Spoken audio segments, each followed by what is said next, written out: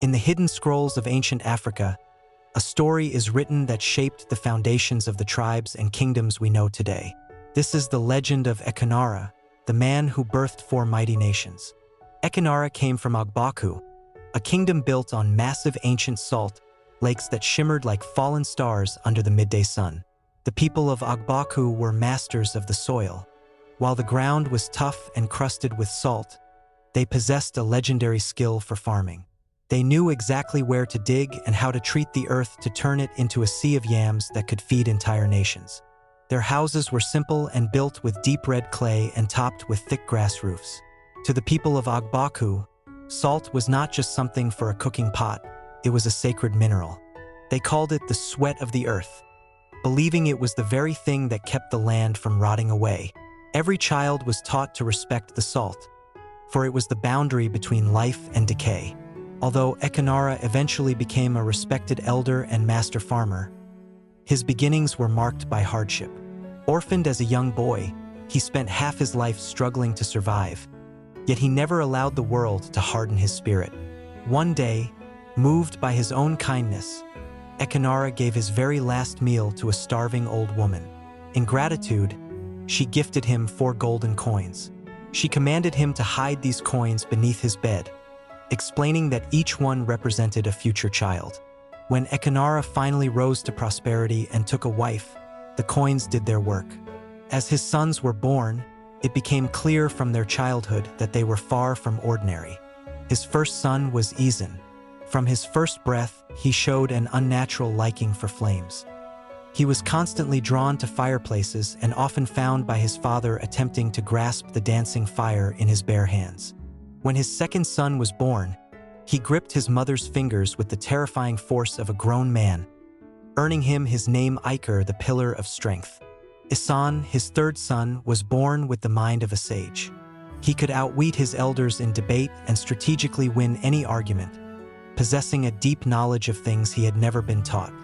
Ekunara's last son was Ezuna, but he was a shadow in the house, a boy who was always hiding or sneaking, moving through the world as if he were part of the air itself. As the years went by, Ekunara began to realize that his children were not mere children, that the golden coins had shaped them into something special. This realization started from their everyday life as a family.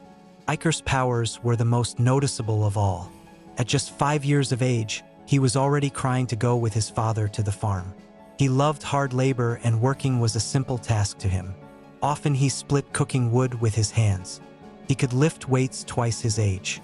Ezuna was the hardest to keep track of because he never seemed to be where he was placed.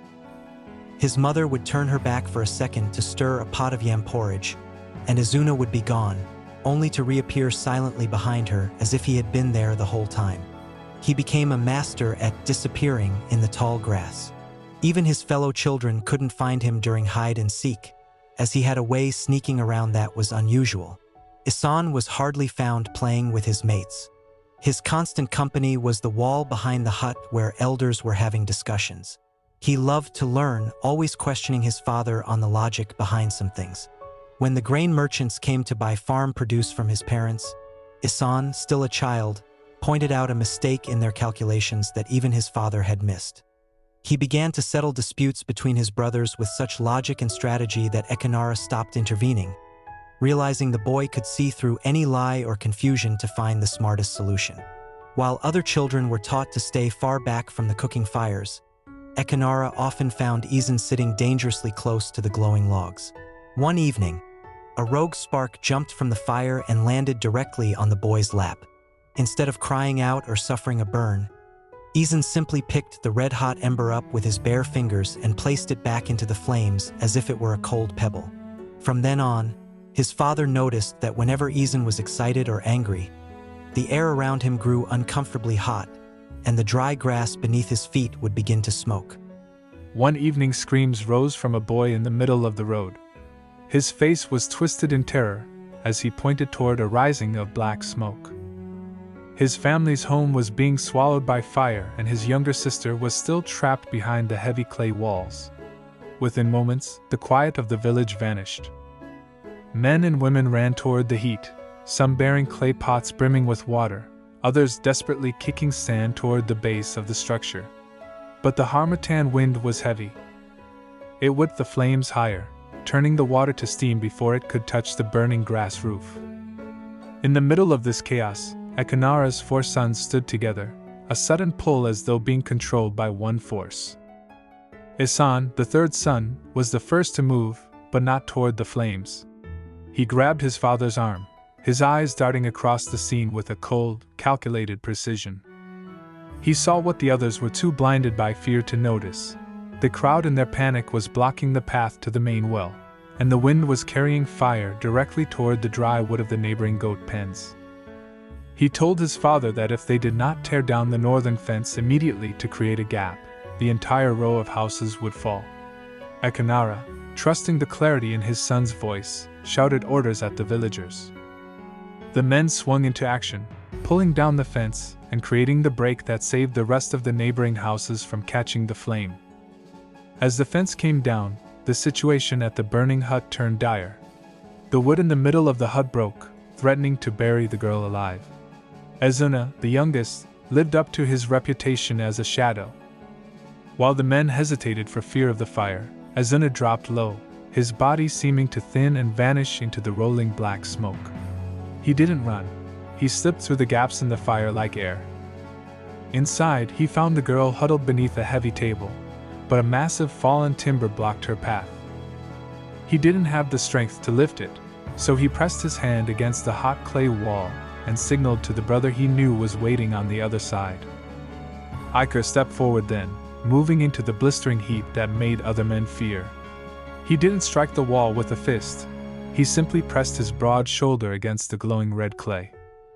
The skin of his back burned from the heat, yet his frame did not buckle. With a low scream, he unleashed that terrifying force he had carried since his first breath. He didn't just break the wall. He heaved against the very foundation of the house, shifting the weight of the collapsing roof just enough to create a sliver of space. Through that gap, Ezuna pushed the girl into the waiting arms of the villagers.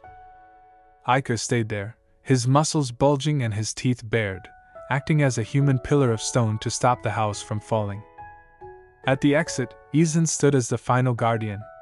As the girl was pulled through the gap, the wind sent a sudden surge of flame lashing out toward her.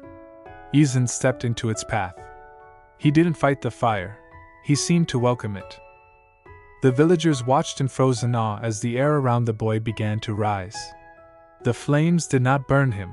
Instead, they leaned toward him, drawn away from the girl's hair and clothes as if he were a magnet for the heat. His skin turned a deep, angry red as he swallowed the temperature of the room into his own blood, holding the agony of the fire within himself so the child could walk out untouched. When the roof finally gave way and the fire was put out, there was no celebration. The brothers collapsed where they stood. Ikor fell to his knees, his breath coming in ragged gasps as the weight of the world left his shoulders. Izan lay on the cool salt earth, his body shaking with the violent heat he had absorbed, while Ezuna emerged looking like a ghost returned from the grave. Ezahn, though physically clean, was already moving among the neighbors, quietly organizing with the other villagers to ensure the fire didn't restart. The people of Agbaku stood in a heavy, ringing silence. They looked at the 4 teenagers and realized that their unusual gifts were the only reason the village was not currently mourning the death of anyone. That was the beginning of the bond between the brothers. They became inseparable, always working together, needing each other to complete missions. The household of Echanara became respected and feared. His children became heroes who saved the people and helped when they could. When their mother needed wood chopped, Ikor was always there to split the wood in half. Ezahn never stood far from the elders, helping his father settle disputes and making proper decisions that affected the people. Ezuna became the guardian of the night, his silent presence ensuring that no thief or predator dared approach the village walls. Izan kept the communal forge and the household hearths alive, his touch ensuring that even in the coldest and rainy weather, the village never lacked for heat or the tools of the trade. The land of Agbaku remained steady and peaceful for years. But the peace of Agbaku was not meant to last forever. As the sons grew into their strength, a darkness began to stir beyond the white salt horizons. It began with a wind that blew violently across farmlands, causing fruits to fall from trees. Then it started raining. Usually, the rains in Agbaku were a blessing, but these rains were different. They fell for weeks without a single hour of sunlight. The sky stayed a heavy shade of blue. At first, the farmers cheered for the water, but soon the cheering turned to silence, and then to fear. During this period, Izan released heat energy, enough to keep the people warm while the elders consulted with the rainmakers to keep the water away from the land. But all their efforts yielded little progress.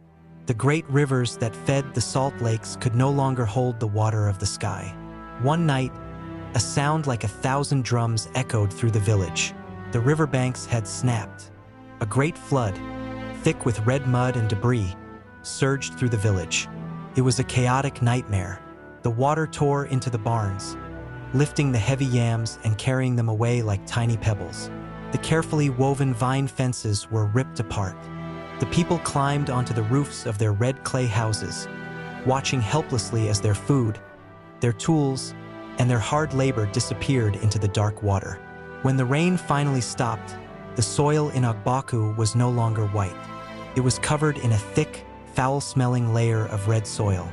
The people, led by the sons of Echanara, began to work tirelessly to rebuild the little they could. After the flood water was reduced, the people spent 7 days in a state of false hope. They spent their mornings scraping the red mud from their doorsteps and trying to salvage what was left of their ruined crops. They shared what little dry grain remained, laughing and thanking the ancestors for sparing their lives. They did not know that the danger was no longer in the water, but in the very air they breathed and the soil beneath their fingernails. On the 8th day, the false hope vanished as the true nature of the flood's residue revealed itself. The first to fall was an old woman whose house was close to the river. She was found frozen on her stool, her skin blooming with red sores like the stained mud of the flood. As the people tried to figure out what had happened to the woman, reports were brought of others who had frozen. By midday, the sickness moved through the streets like a shadow. It began with a cough so dry it felt like swallowing needles, followed by a metallic rattle in the throat. The people named it the red rot because the sores were red and looked like rotten fruits. The sores spread rapidly, causing skin to harden and joints to lock until men were prisoners in their own bodies. Finally, a weight like heavy stones would settle on the chest, crushing the lungs until they gave up. The village healers, armed with sacred armor and ancient herbs, fought for 3 days to break the fever, but the medicine failed. When the eldest healer saw a red sore blooming on his own palm after touching the sick, the truth became clear that there was no cure for a plague born of the earth itself. Fear tore the community apart. To protect the healthy, the council declared a heartbreaking separation. Families were separated as the infected people were driven to the lower valley. Mothers wept from a distance, throwing bundles of food to children who were slowly turning to clay. A line was drawn across the earth, a border between the trembling living and those waiting for the red mud to claim their final breath. On the 10th day, the village of Agbaku looked like a graveyard of the living. People sat slumped against their red clay walls, their breathing heavy and wet. The sons of Echanara knew they could not just sit and watch the village consumed by the plague. They began consulting together. Ezahn began making experiments. He took the red mud and stood over a basin of salt water, his brow furrowed as he noticed that while the mud consumed everything else, it shriveled and lost its heat when it touched the pure, dry salt crystals. He realized then that the sickness was a parasite of moisture and rot. It was sprouting from the diseased red mud on the land because the flood had washed away the protective salt. Ezahn quickly mentioned that if the red mud could not survive on salt, then the answer to their problems was the clear and pure salt of the mountains. Through his endless questioning of the elders, he remembered a fragment of a story about the moss of Oru. It was a rare plant that grew on the purest form of salt land in the whole world. "Father," Ezahn said, his voice steady despite the chaos around them, "the salt of the earth can no longer save us because the mud has covered it and infected it. We need the salt from the mountain of Ikoro. We need the Oru." Echanara looked at his sons. He saw Ikor, whose great strength was useless against the plague, Ezuna, whose sneakiness could not hide him from the air, and Izan, whose fire could burn the village but not the sickness in the blood. For the first time, he realized the old woman's coins weren't just for protecting the village. They were for this journey to the mountains. The task was impossible for any ordinary man. The Ikoro Mountains were days away, guarded by hard cliffs and the very storm clouds that had birthed the flood. They would have to climb where the air was thin, cross rivers that had turned into torrents of red sludge, and return before the last of the villagers were killed by the plague. Ezahn laid out the plan. It would take Ikor's strength to carve a path through the thick bush, Ezuna's senses to find the moss in the mountain mists, and Izan's heat to keep the moss alive and warm during their return so that the salt underneath it can remain dry. It was no longer a chore or a village fire. It was a race for the survival of their bloodline.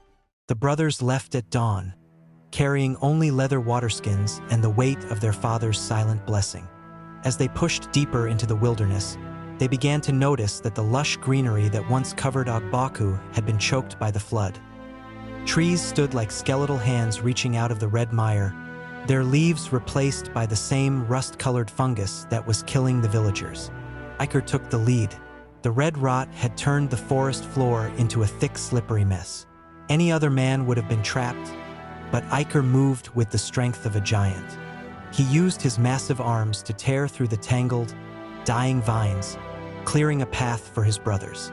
As they neared the base of the Ikoro Mountains, the air grew unnaturally cold, a sign that they were deep into the mountain, in a part where humans rarely walked.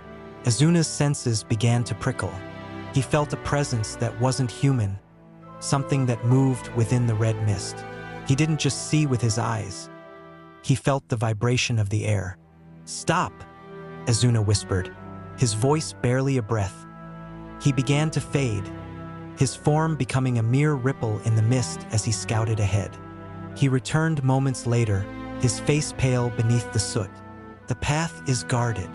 Rising from the mud at the mountain's foot was a creature of nightmare, a mud shambler, a hulking beast formed from the red clay and debris of the flood held together by the pulsating red fungus. It was a physical manifestation of the decay, standing 10 feet tall and blocking the only narrow pass up the cliffs. Ezahn watched the creature's slow, rhythmic movements. He noticed it was made of mud and that it survives on the moisture of the mist. He told Izan that he must dry the air around it. Ikor was to be the hammer to break it once it dries up, and Ezuna was the distraction. "We do not fight the mud. We turn it back into dust," he said. The brothers moved as one. Ezuna became a ghost, darting around the beast, his footsteps silent as he drew its attention away from the path. Izan stepped forward, the air around him beginning to roar as he unleashed the heat he had been storing. The hot air began drying the creature's way body until it began to crack and crumble. Finally, Ikor leaped from a high rock, his fist descending like a falling star. He struck the center of the creature, and because the fire had made it dry, the beast shattered into 1,000 pieces of dry, harmless clay. The brothers kept going while air was getting thinner, and the peaks of Ikoro loomed above them, draped in the blue clouds where the Oru Moss waited. The climb was brutal, but the brothers reached the top of the Ikoro as the sun came up.